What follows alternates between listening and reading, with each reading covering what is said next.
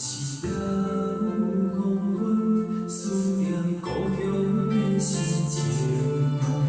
异乡的兄弟，不知当时才会远。岁月甲青春，年少白雪的头毛，归后转眼又一春。为着环境出头天，少年就爱离开，夜夜不间在梦中梦到阮乡里。因故事的伤悲，思念心头这多年，故乡好声的情意。